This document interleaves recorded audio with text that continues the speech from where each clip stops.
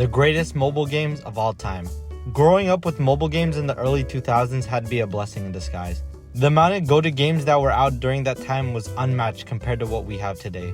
And it makes me feel kind of bad for kids nowadays growing up watching TikTok and playing Fortnite, while me as a kid growing up was trying to beat a level on any one of the million games I had on my iPad. Like, the variety of mobile games that was out in the early 2000s was unmatched, and I'll always be grateful that I got to grow up in that era. So I thought it would be fun to go back and reminisce on some of the older games and look back on some of the memories I had playing them. Now, like I said earlier, there were hundreds of mobile games I played as a kid, to the point where I'd run out of space on my iPad and I had to delete some of them. So I plan on making this a 3-part series with possibly a part 4 if I can find any more games in my archive that I forgot about that I used to play. But before we start, make sure you subscribe so you don't miss out on the other 2 parts of this video, and check out some of my other videos on my page if you enjoy this one. I post every week, so make sure to subscribe so you don't miss out on any new videos. But with that being said, let's start with a high note on Clash of Clans. Now, Clash of Clans is a staple to most people's childhood, and I even play it to this day. Clash of Clans to a boy is like the stages of life. First off, you start out as a kid not knowing much, just kind of playing the game because your friends are playing it. Then as you get older, you understand the strategies in the game when making different armies for attacking villages. And with that, you also understand to take time building your base instead of rushing it. And while I don't play this game as heavily as much as I used to, probably due to the fact that they added so many different versions of bases, the one thing I'll never forget was the stress of clan wars.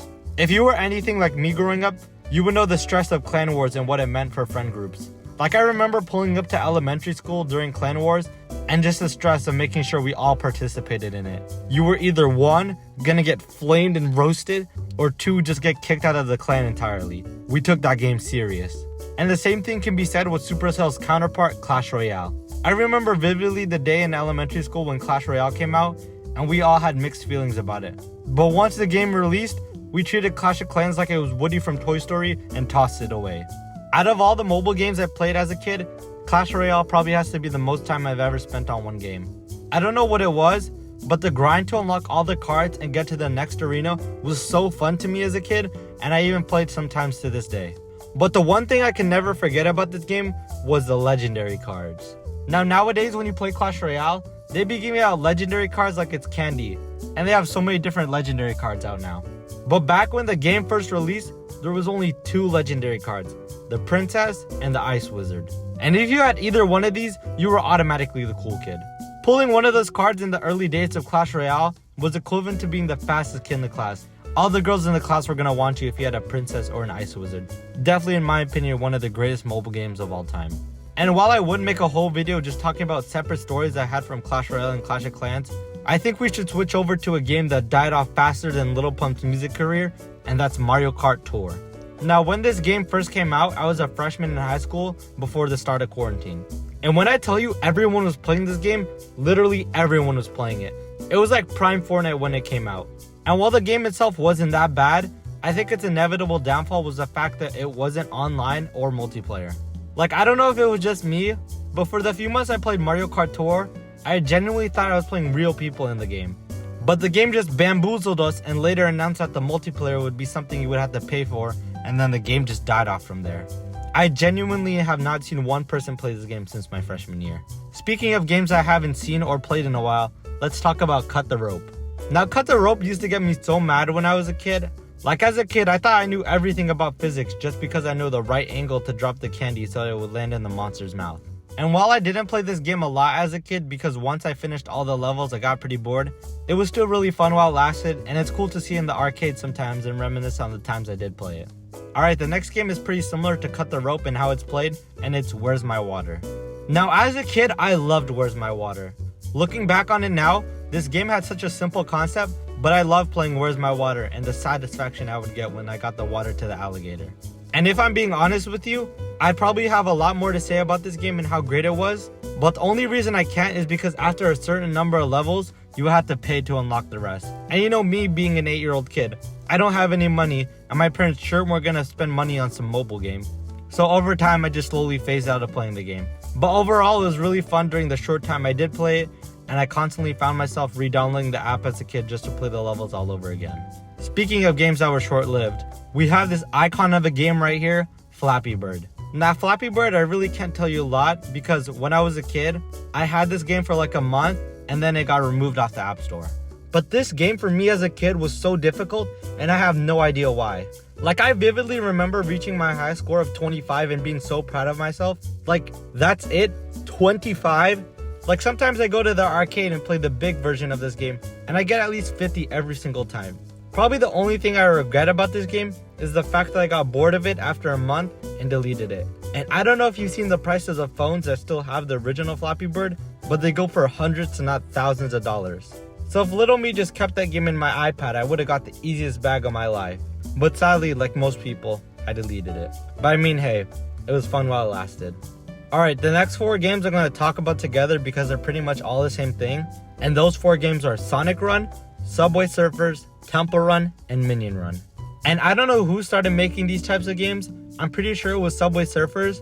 But once the game came out and became popular, everyone just copy and pasted their idea and made it their own. And you know, little me growing up, I had no complaints. Like, I would treat these 4 games like it was the 4 seasons of the year. Like, I would play Minion Run in the fall, Sonic Dash in the winter, Temple Run in the spring, and Subway Surfers in the summer. Looking back on it now, I'd 100% say Subway Surfers was the best game out of all of them, and it was definitely the one I played the most and still do to this day because, let's be honest, it's the best. But one thing I do remember about playing this game as a kid was the flex of having the highest score. Like, I would pull up to class in 2nd grade flexing my Subway Surfer score to my classmates. And it was pretty similar to Clash Royale with legendaries where if you had the highest score, you were automatically pulling all the girls. That's just how it worked. But one vivid thing I do remember for one reason was the day this kid in my class brought his phone and he showed us the highest score ever in Subway Surfers. And you know, the picture was obviously fake, but as kids, I didn't know any better, so I totally believed it. And I didn't figure out till like a year later when I asked him and he told me it was fake. So bro was just riding on free clout for a year and found his way to escape the Matrix. Alright, the next game is probably the 3rd highest screen time I had as a kid, and it's Plants vs. Zombies. Now, Plants vs. Zombie, in my opinion, has to be a top 5 greatest mobile games ever created. I honestly play this game every single day after school, and I don't even know why. I actually went back and downloaded the game a year ago, and it only took me a week to beat the game. So I don't know why it took me so long to complete it when I was a kid. Like, I was so proud of that. But as a kid, this game was so hard for me, but it was so much fun. I love trying to beat the levels in the game and playing the mini games in between the different levels. And the only reason I stopped playing is because as a kid, I kid you not, one night I went to sleep and I had a nightmare about the zombie coming to my house and eating my brain, and I never played that game again. But overall, this game has to be a top 5 mobile game in my opinion, and has to be one of the first games you think of when you say mobile games. Speaking of iconic games, we have the one and only Fruit Ninja.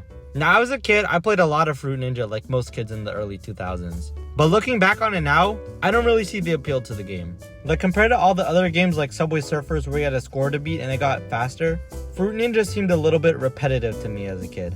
And in no way am I calling it a bad game, because I still play this game when I go to the arcade.